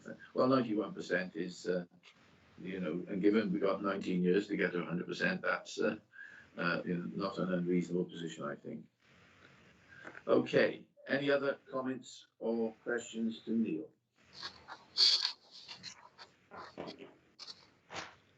If not, we'll move on to, I think we're now on to item 9. And this was really at my request. We have the Scheme Advisory Board, a national body that was set up a few years back. And they do, on their website, put a summary of their board meetings. And I just thought, for information, so I'm not going to speak to it. If anybody has any questions, I'm not an expert on it. I mean, if you have any questions that our officers can't answer, we'd have to take them and come back to you. But I thought it was worthwhile having the Scheme Advisory Board brought to your attention, their actual goings on, as it were, their meetings. So you have it there on pages 133 through to 136, I think. So it's there for information, but if anybody has any questions or comments, now's your opportunity to raise them. Do any of the officers have anything to say? Thank you for that. I think it's a good idea, and we're quite happy to do this for future meetings as well. Okay, well, sometimes there can be, I mean, we all know about McLeod, we all know about the 95k cap and so on, and then, their work plan is their work plan. We know about good governance and so on, but so there's nothing probably that we're not covering elsewhere, but in a future occasion, there might be something which either they raise that we in a slightly different way or with a different context of what we're looking at. So I think it's worthwhile. Right. Okay, as I say, that was for information, and I think that was Chris. Otherwise, was going to no, Chris. We're now moving on to Chris, and Chris is now going to do the good governance report. I think. Chris, over to you. Okay, thanks. So this is the Scheme Advisory Board Good Governance Report. Hymans have produced It goes through a number of proposals for. Liz, can I just interrupt a moment? For board members, just to remind you, I'm not sure whether Mike was on board and then or not, I can't recall. But we did have the guy from Hyman's speak to us at a training day about this prior to lockdown when we met at that venue out in Warwick. So that may help give you some context. He was talking about where they were, at what stage they were at with it then. I think I'm right about that, aren't I, Chris? Yes. Okay, back to you. Sorry to interrupt. So this talks about various elements of good governance, and some of the things will be new requirements for us. Some things we do already, and what the good governance proposals will do is bring everyone to the same kind of standard. I'll run through a few examples in a minute. We have set up a bit of work in the background where we're assessing formally where the Warwickshire Pension Fund stands against each of these requirements and what we would need to do if they become, a formal requirement or mandatory. To give you an example, one of the requirements is that it be compulsory for administrative authorities to publish an administration strategy. So we've already got one and we already publish it.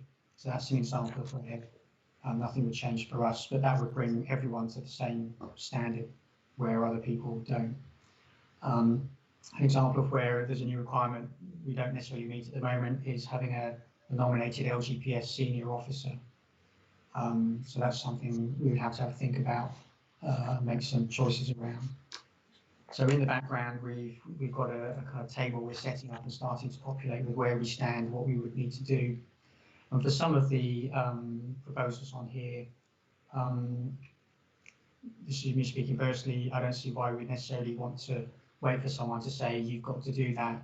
A good idea, good practice is good practice. So there may be some things we just start to progress, have in regard to. If I just pick a few examples then of the things that are changing. So one is having a named LGPS officer. And the idea of this is having one kind of point of responsibility. So you've got that clarity and simplicity. So we'll need to have a think about this.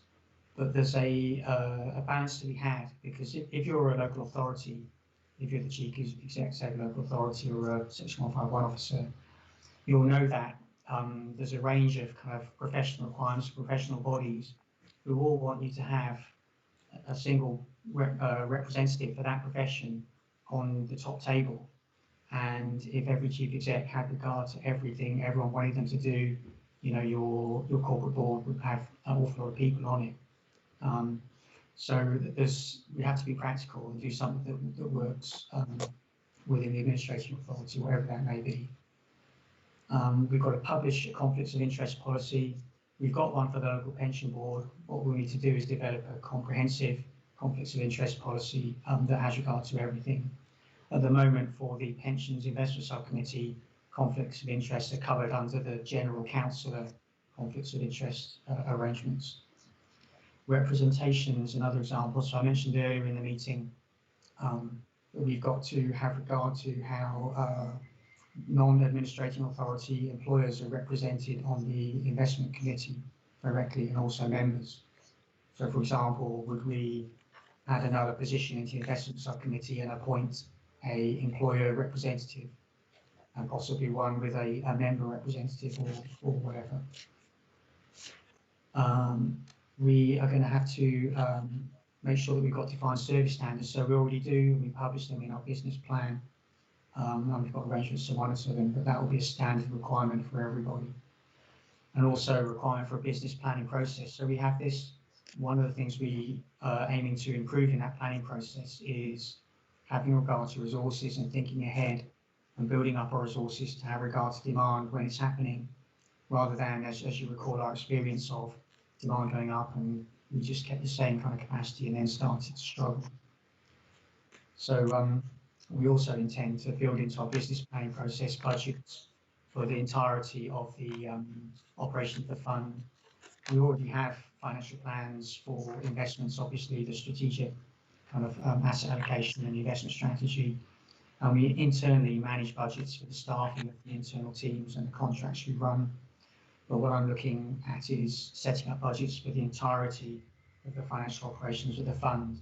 So, for example, right now we don't set budgets for the member benefit payments we're going to put out. They just happen every year. We don't set budgets for the employee contributions we're going to get in. Obviously, we set what those contributions are going to be in the funding strategy statement, and everyone knows exactly what they've got to do. But at a holistic level for the whole fund, we don't do that at the moment. So there's a number of things that the Good Governance Review is kind of proposing that we do already. There's a number of things it's proposing we've already got in mind to do regardless. And that's what we'll be going to work on, looking at all of the proposals and seeing where we stand. I think that's everything I had to say. Have to take questions or comments. Thank you, Chris. Board members, questions or comments? Alan? You having seen their proposals, Chris, do you think that they're all good ones? Are they all sound? I think they're good, yes. The challenge is going to be the resourcing of them where some of them are new. So, you know, if you take the admin strategy thing, that's a non-issue for us. There won't be any extra hassle for that because we already do it. But some of the other things, for example, writing a training strategy and publishing it, we think about training, we've got a training plan and it's got a rationale behind it, but we don't publish a thorough, here's the whys and wherefores of it, here's what we're trying to achieve, here's all the gaps. So there'll be a workload there, and there'll be a workload for other elements of it. So something that we need to think about is how we service all of this, and don't expect it to just squeeze into somebody's job because everyone's already full up. That's a good point. I worked in education and I was very conscious sometimes that a lot of effort was going into proving that we were teaching well, and that was actually detracting from the teaching in some cases. Yeah. Yeah, I mean that's true. I mean, I think governance is important, and if we think about governance and we've got good arrangements in place, then everything else should happen naturally. But you're right, with any endeavour you can overdo it. But there's nothing in here. It's kind of what's not to like. Everything is reasonable from my perspective personally. Good, thank you. Any other comments or questions? No, can't see any. I've just got two comments. Forgive me, just anecdotal really. I've been involved with pension fund management. I've just been thinking for 40 years, LTPS spent pension fund management. And the first 10 years of those, I was at Gwent County Council. And I first got involved actually in 1981. And shortly after that, this is just to show how times have changed, I went to I also dealt with our relationship to the bank. Our bank opened a new branch. And I went to that, and this would have been in the mid-80s probably, and met there the former county treasurer, and I'd been his bank carrier, and he retired on local government reorganisation in 1974, but he stayed on beyond the 65 age limit of those days. He retired at the age of 66, so he's now well into he was sort of in the 70s and so on. And I met him, and he asked me what I was doing. And so I thought, what are you doing, Greg, these days? So I said, I'm doing nothing but in recent years, Mr. Morgan, I've become involved with the pension fund.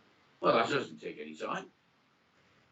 That doesn't take any time. Well, I mean, you just buy the top, you go to the, let's see, you buy the top 20 funds and forget about it. No, when I've told this tale before, some people have said, well, if we've all done that, we might have been better off than we are. Who knows? But so times have changed. And then in the early 90s, I went to South Glamorgan and had responsibility for the South Glamorgan Fund as Section 151 officer. And I was there until, I was there for 9 years. And I mean, our pension fund, I mean, we have, 200 odd pages. We used to meet quarterly as a pension panel because my terms of reference then, all very sort of incorrect now, but in my terms of reference when I was appointed, said that I was responsible personally for the management of the pension fund, but in so doing, in fulfilling that responsibility, I had to take account of the views of the pension advisory panel, which was in those days what we called the chair of finance, the vice chair of finance, and advisors. So there were just and employees and so on never came anywhere near it. And our papers used to be about 10 or 12 pages for the meeting, and we would meet with our this was the not the equivalent of the board, of course, the equivalent of the committee. We would meet and beat up fund managers every quarter, which was all a bit stupid, really, because it was very enjoyable on occasions, but really we should be taking a longer term view. So times have changed very, very dramatically, and I think it's just a reflection of the times we live in. I think one can't, I think question or challenge the right of doing it this approach. I think there's a risk of becoming overly bureaucratic, and certainly, which is why I say about less is more sometimes, and we don't want too much detail. You can have information overload, but I think I would endorse Chris's points in answer to Anna's question. I think this is generally pointing in the right direction. But forgive me for just sharing those past experiences with you. But it's certainly a very different work. I mean, in local government generally, you've got the where new burdens come along. There's the kind of new burdens principle, where in theory, governments kind of should show us the money when new things get put on our plate. So although that's not something that kind of necessarily gets mentioned here, it's our responsibility to plot what is a new burden and think about the resourcing of it appropriate. So we'll be doing that as part of this exercise, comparing where we stand with what this was expecting. Yeah, I mean, in those days, things like business plans and risk registers just didn't exist for a local authority pension fund. We all thought we knew what the risks were, but times have changed, and rightly so. Let's move on. Let's move on. Unless anybody else wants to bore everybody with anecdotes, but if not, we'll move on. Okay, I think we're back with Neil now, aren't we, Neil, with the pension regulator consultation on the new code of practice. Yes, thank you, Keith. This landed mid to late March, I think, mid-March, following quickly after the scheme advisory board for governance. I think if I approach this in a similar way to what Chris has said, we've gone through this light touch at the moment, and there's obviously a heavy touch that will take place and will include what we need to do in the business planning cycle. But the actual code of practice is replacing Code of Practice 14, which applies to public service schemes at the moment, and it's been split out into 5 sections there, which is the governing body, funding, investment, administration, communications, disclosure, and a bit about reporting to the TPR. And when you look at these, there's not much that we don't do already. So it's a question of getting the detail later in the year from the pensions regulator, and then working that into business as usual, really. I think there's some things in there that perhaps create a bit more work, let's say for Vicky and myself on governance and administration, like reporting to the TPR more frequently. But I think our initial view is there's not too much there that's going to cause a great deal of work, but we'll be able to brief you on that later in the year. Thank you, Neil. Any questions or comments from board members? Alan. One quick comment. I just had a very brief look at the first page of the new website for this, and I thought, oh gosh, that looks complicated. So I'm anticipating that Neil's list there in 4.1 is going to be helpful, because he's identified for us what's likely to apply. Thank you. Okay, thanks. Are you going to respond to the consultation, Neil? Is that planned, or is it you just sort of accepting it as good practice that? I think it's nothing planned at the moment, Mike. I think we just rely on the LGA, Local Government Association, to do that. Fair enough. The SAB, the Scheme Advisory Board, I'm sure will be saying Yeah. so. Yeah. So their quarterly reports, which we saw earlier, might be helpful in that context. Okay. Okay. Thank If you. everybody is happy, that's nothing else, we'll move on. Thank you, Neil. And we're back with Victoria, I think, on general investment activity. An update on that. Thank you, Victoria. Chair. Thank you. So this is in response to comments over the previous quarters from board members that they'd like to have a little bit more oversight of the investment strategy and to keep it at a high level. So hopefully this won't create an information overload. Essentially, the funding level, as Keith mentioned earlier, at 91% is doing quite well. It's not at 100% yet, so we should bear in mind that that's not yet the target achieved. So we do have a little bit of additional investment risk to try and drive some extra return to make that happen, rather than just relying on employer contributions, deficit contributions. You can see that over the previous few decades, the investment value has generally trended upwards. This has been partly due to increased contributions from employees and employers as the membership has increased, but it's also from investment returns. The graph in 2.3 sets out that we're cash flow neutral. This means that the value of the benefits that we pay out is approximately equal to the value of the contributions that we receive each month and over the quarter as a whole. So that means that we're not having to sell any of our investments in order to meet benefit payments. Some other LGPS aren't in that position, and they are having to receive income from their investments to meet their benefit obligations. In section 3, there's an overview of the portfolio.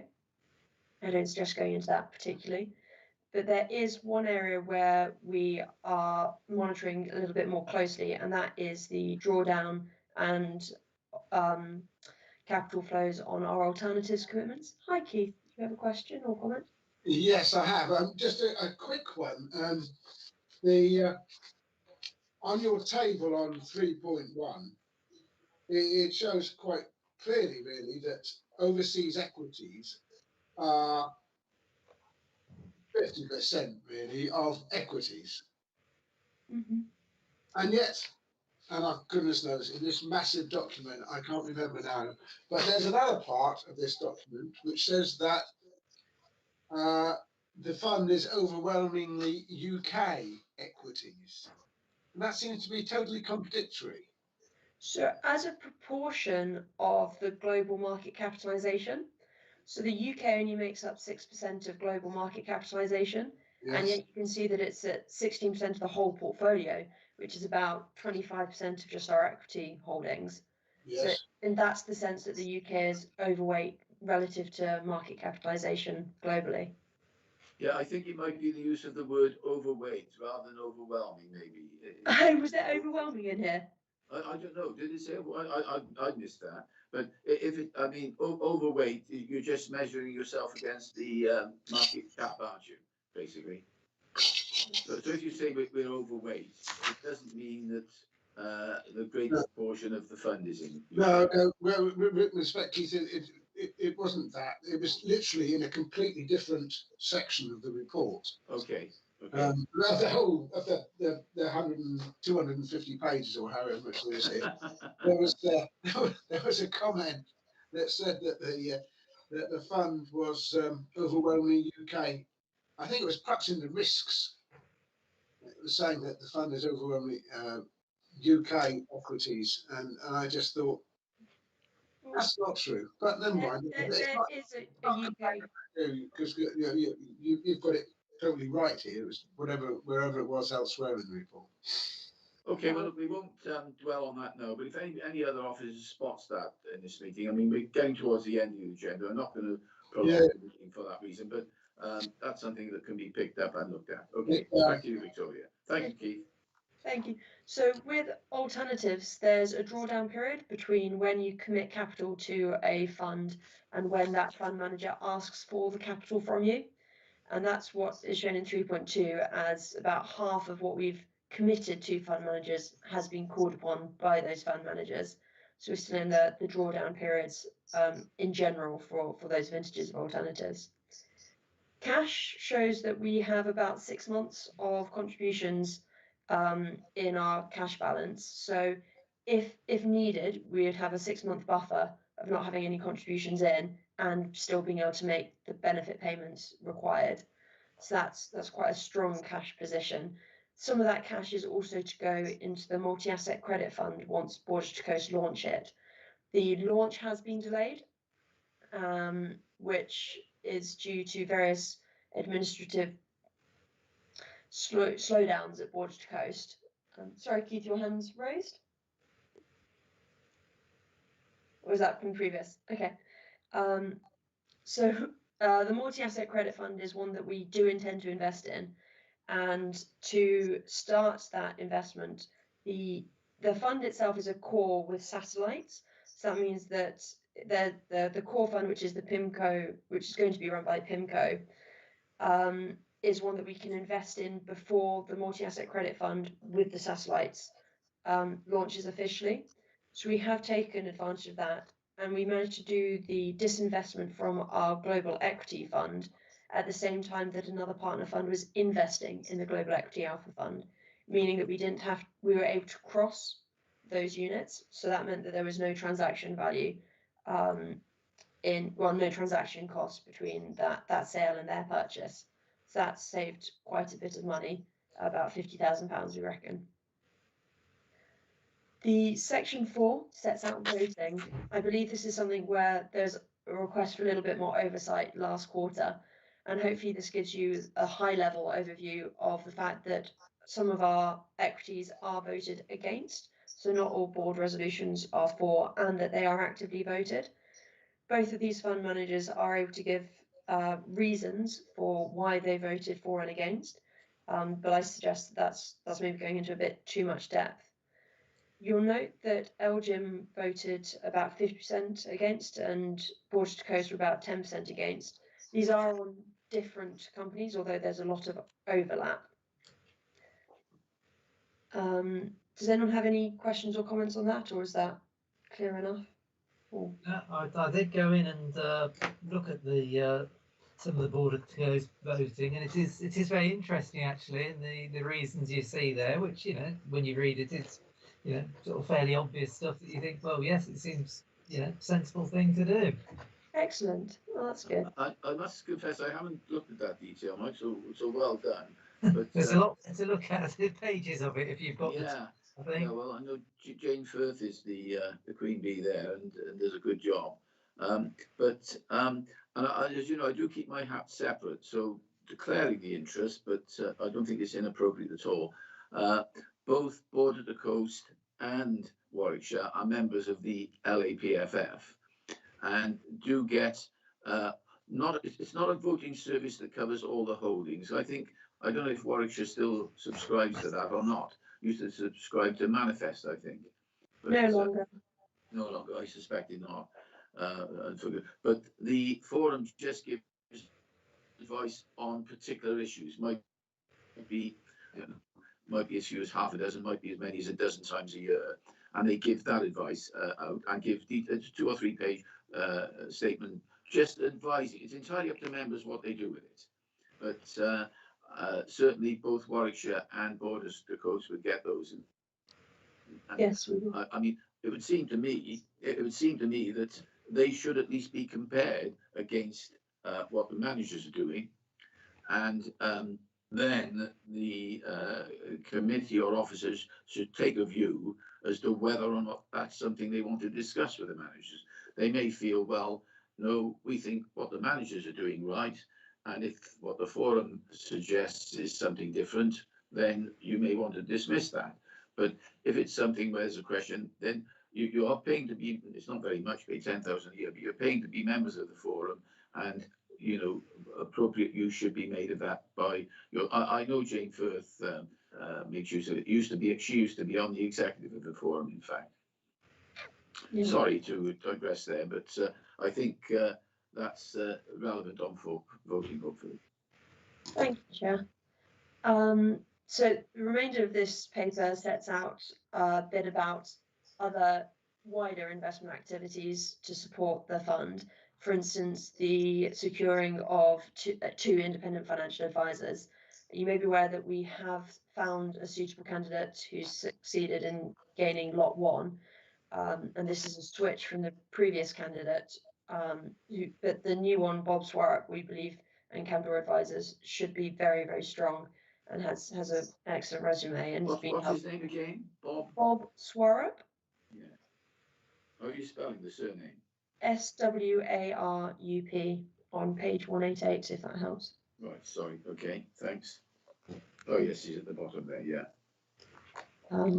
Okay. And lot 2, we're deciding what the fund needs to try and make sure that that lot is tailored towards the fund needs rather than overlapping with services that we already have access to from our other advisors and consultants. As Neil mentioned, we're working on the UK Stewardship Code and we intend to have a paper ready for September 2021. So that will be issued this year and hopefully we'll be successful in gaining membership. Climate change, again, that comes through in the Task Force on Climate-Related Financial Disclosures, which we're aware of, and that's going to be worked on once we have the UK Stewardship Code in place, just trying to resource things in an appropriate order. However, alongside other items, we are still trying to provide training, and that's, as Neil mentioned, or Chris mentioned in the forward plan, based on the National Knowledge Assessment and other views on what would be useful. Does anyone have any comments or questions? Thank you. What members? Henry, Alan? A couple of comments, Victoria. First, I was pleased to notice climate change. That's an action there, or prospect of action. So that's very much welcomed. And the other thing I was pleased about was, I've lost my notes now. Item 9, you're working on cost benefits of pooling. That's something I've been interested in for a long time, so I look forward to seeing some detail of that. Pleasure. Thank you. Yeah, I think lots of people on that latter point, Alan, will take the view the jury's out. You know, time will say it's going to take time to judge you. It's not the sort of thing you can judge quickly. You need to give it time and then take a view over time. Any other questions or comments from anybody else? I can't see any. I'll just make one comment, and Victoria has referred to it. You know, as in all walks of life, but I think the LGPS is up at the top with most of them in using acronyms and so on. And of course, the ESG one, I mean, with the forum, forgive me for mentioning that again, ESG has been its raison d'etre for the last 20 years. And you didn't hear it in many other places. But in the last few years, you cannot go to a conference or an agenda since the climate emergency without people referring to ESG. However, it's not being, and I would say it's, I don't know if Victoria would agree, but in terms of acronyms, it's probably on the top perch at the moment. It's the one that everybody mentions. However, it's not being knocked off that perch, but the one that one is increasingly hearing now, and you may have heard it, or you may not have heard it for the first time here today, but if it was the first time today, you'll be hearing it again, TCFD, the Task Force on Climate-Related Financial Disclosures. Now, this is something which, in fact, as I understand it, private pension funds are already subjected to, and all the indications are that later this year, the ministry will be issuing regulations indicating how this is going to affect, and I think it will become applicable to the LGPS, certainly not until 22, may not even be until 23, but it's coming along the line. And so believe me, TCFD, you're going to hear a lot more about it in the months ahead. I don't know if you'd agree with that, Victoria? I think you're right there, Keith, yes. And quite often, as you've probably all noticed, what happens to private pension schemes shortly afterwards, within a year or two, happens to local government pension schemes too. Which is curious because, of course, compared to the very few big ones like, you know, British Telecom and various others, most private pension schemes are minute compared to most local government pension schemes, you know, but there we go.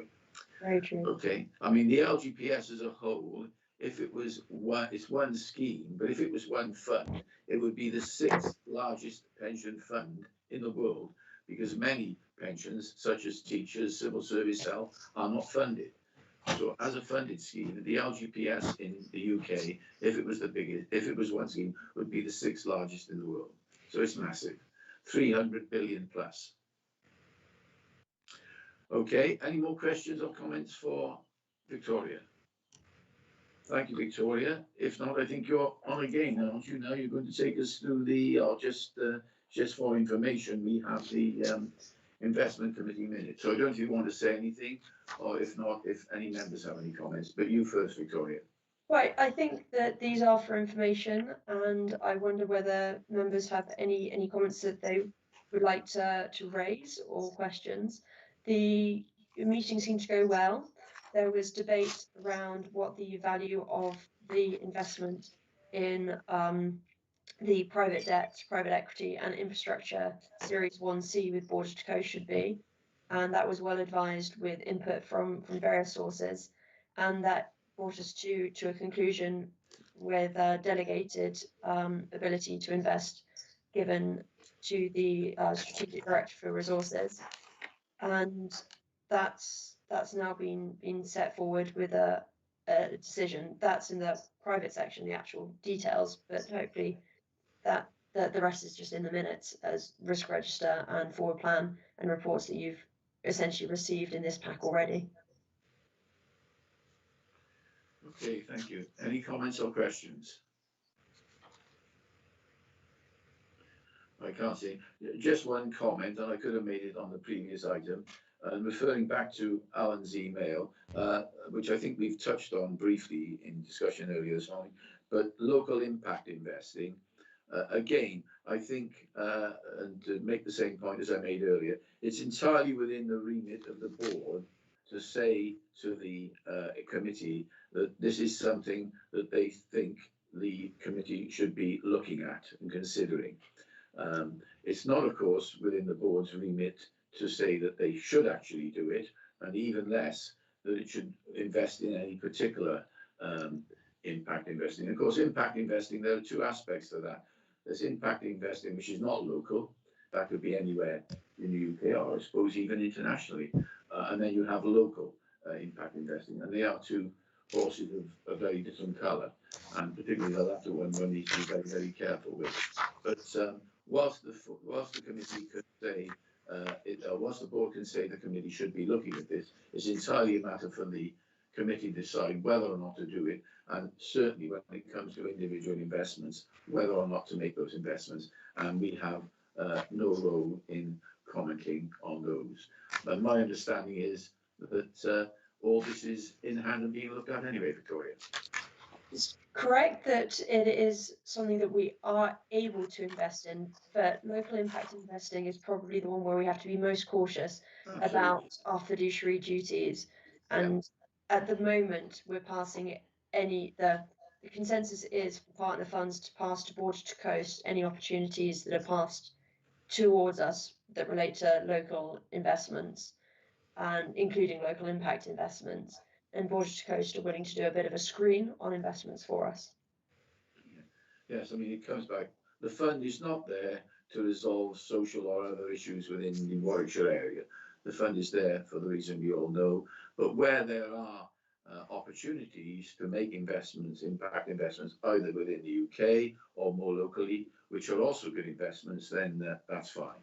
But the tail must not wag the dog. And also there's then the additional governance that comes with any individual investment rather than going through a pooled fund. So the preference at the moment is for pooled funds rather than individual kind of companies or similar. Okay, well, I didn't have any indication earlier. Thank you. Anything else, Victoria, from you, or are you done? No, thank you all. Thank you. Anybody else? If not, we'll move on to the minutes. I think it's going to be Neil now, and this is the Staff and Pensions Committee, which we. Thank you, Chair. Yeah, for information. Yeah, the abridged version, obviously, is not much information, really, is it? So yeah, this at the meeting of the 14th of December. If anybody's got any comments or questions they want, whether I can answer them now or come back to them later, happy to do so.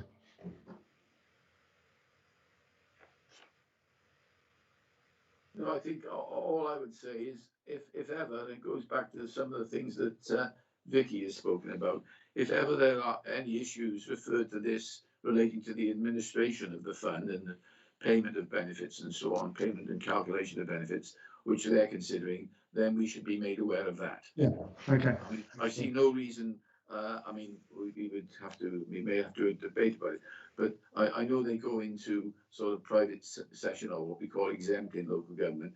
But if they're discussing something about the, and this can, Deb, you can put this in the minutes for me if you like. I'm quite happy for you to do so.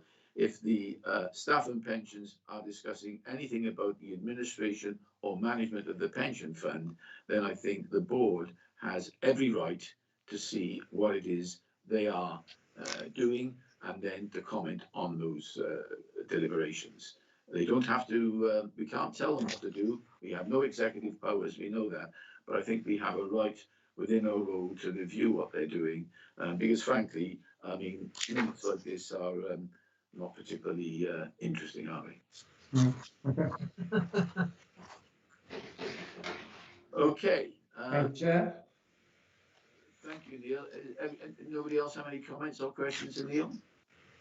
Okay, thank you. And then we'll move on now to the minutes of our last meeting, which I'll just leave any members to comment on or raise questions as they see fit. We'll go through them just page by page. Page one is not hang on, I'm on what is that? Page one, and then page two, the forward plan, business plan. All of these things we've discussed anyway today, but please shout if you, page three, the risk register primarily. Page four, we have the admin activity and performance update. And then page five, we have a few things there, including the minutes of our previous meeting. Any comments at all on those minutes? I mean, I think they are very good. There was a little bit of a delay this time. I've spoken, and it was understandable, I think, in current circumstances. But I think we have now, I've discussed it with Chris and Deb, and I think we'll probably have a process in place. Because I really would like the minutes to be with board members within the month of today's meeting. And those minutes will be the ones that I've seen and provisionally approved, just to give members of the board the benefit of seeing things before memories have got a bit too weak, as it were. But then obviously they do not become the formal minutes until you approve them, as I'm now asking you to approve these if you see fit. Well, I no consent, so I think that these now become the formal minutes of the meeting. Okay, well, we don't actually formally have it on the agenda, but I was always, I do think, I mean, if I think 2 hours is certainly long enough for these online meetings. If we were going to go on longer, I would have offered a comfort break at 12, but it's 5 past, and we're at the end now. But although it's not on the agenda, if anybody has any other business, then I'm happy to take it. Well, I'm happy to consider it. Depends what it is. Whether we'll take it or not, I'll defer it. But now's your chance if there's anything you want to raise. No. No. Okay. Well, not one thing. I'd like to thank the officers. I think it's been a very good meeting. I thank first of all the board members for their questions, comments, and the discussion we've had. I think it's been a very interesting and useful meeting, and I thank you all for the time you've taken to prepare and to attend. And I think it's been, you are all volunteers and so on. And I think it's been absolutely first class. One of the best meetings we've had, I think. We've had some good meetings, but in terms of the information from officers, but I think in terms of the discussion, questions and debate, it's been particularly good. And then lastly, but by no means least, need to thank the officers for the enormous amount of work. As I say, no longer can they just go off and invest in the top 20 FTSE companies and forget about it and produce reports of 3 or 4 pages. It's a very different world. It involves an awful lot of effort and so on. And I thank them for them very much indeed, for myself and hopefully on behalf of the board. Yep, agreed. Thank you. Okay, well, if there's nothing else, does anybody else have anything else to say? If not, I will declare the meeting closed and hope you all have an enjoyable rest of the day. It's my granddaughter's 8th birthday, so I'm off. We can actually meet now in her garden. So we're off to take her birthday presents to Cardiff this afternoon. So I look forward to that even more, slightly more than I look forward to this morning's meeting. Must be hard. Have we got the next meeting arranged? Forgive me, but I think we have, but I'll have it in my calendar. I think. Should be the forward plan. Deb will know.